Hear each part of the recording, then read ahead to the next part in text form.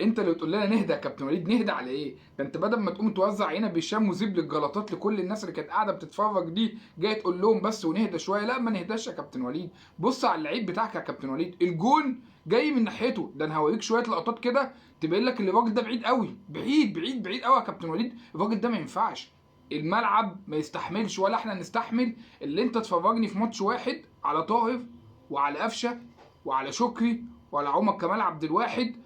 ما ينفعش ما ينفعش تورينا كل الكلام ده في ماتش واحد يا باشا. ما ينفعش، احنا ناس سننا بيكبر والحاجات دي بتبقى، الجلطات دي بتبقى يعني فاهم بتيجي فجأة. ما ينفعش يا باشا. بص على الراجل اللي انت بتقول لها نهدى عليه، بص الجون من ناحيته، الراجل مش عارف يطلع يغطي، يعني التغطية مش موجودة. حلو.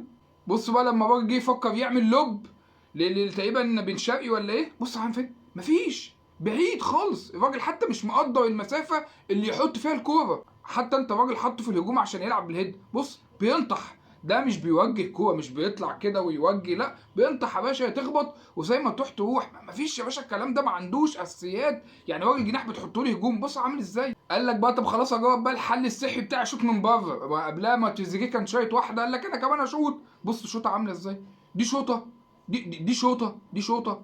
انت شايف ده حد يشوط الشوطه دي؟ الانح بقى ده كان هيبقى جون عالمي. بص الميس باص عامل ازاي، بص الميس باص عامل ازاي. بص الراجل ده كان هيبقى جون عكسي. في حد بيعمل كده؟ الراجل ما عندوش كنترول على الكوره، ما عندوش تحكم على الكوره. اساسيات الكوره يا جدعان. ده انتوا في التدريبات بتعملوا ايه بجد والله العظيم؟ يعني الكوره مش تحت رجله حتى عارف يظبطها. امال ده بيتدرب على ايه؟ الجون ده كان هيبقى جفايه كده على الاهلي. اتفرج يا باشا على الهجمه دي، بص يا باشا دي هجمه راحه، الناس راحه يا باشا خلاص. هجمه ليه؟ بتعمل ايه؟ بتعمل ايه؟ بتعمل ايه؟ مفيش، ما عندوش اساسيات يا كابتن وليد، ما عندوش. بص برضه المفروض بن شرقي فاتح له ناحيه الشمال، حط له بقى يا اخي، حط له بقى من فوق، حط له بينيه. ما عندوش، بص يحطها في رجل الراجل. يا جدعان مش لعيب كوره يا جدعان، مش لعيب كوره. ما ينفعش يا جدعان الراجل ده يبقى موجود في الاهلي اكتر من كده. ظلم. وانت عمال تنزله لنا كل ماتش وبتسيبه بال 60 و65 و70 دقيقه. ما ينفعش يا جدعان. وتقول لنا والانقح بقى، الانقح انه مش عاجبه. بص الراجل هو طالع زعلان ان هو طالع، بص بيسقف يعني ليه؟ يعني الراجل مش عاجبه. مش عاجبه ايه؟ هو احنا يا عم ما بنفهمش؟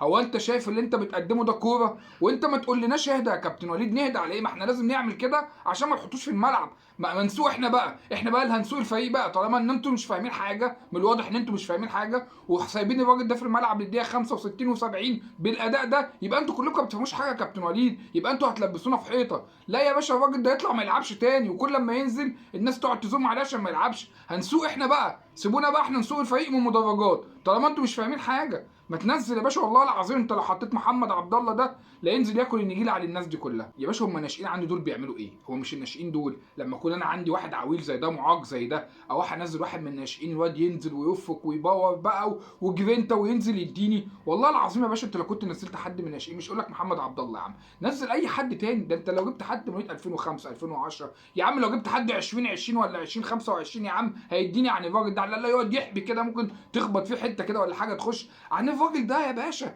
ده راجل مفيش خالص يا جدعان والله العظيم ثلاثه. وفي الاخر يقول لك زعلان. يا جدعان يا جدعان يا جدعان وحياه ابوكم يا جدعان، ما احنا ما بنحبش نتكلم على الفرقه وحش، بس انتوا ما تضطروناش اللي احنا نعمل فيديوهات من دي كتير عشان الموضوع بقى ما يتسكتش عليه خالص. بجد انتوا لو مش شايفين الكلام ده يبقى في مشكله، مصيبه مصيبه. لو انتوا مش شايفين الزنا القوي اللي بيحصل في اللعيبه ده يبقى دي مصيبه يا كابتن وليد. يبقى انت مكانك مش هنا خالص.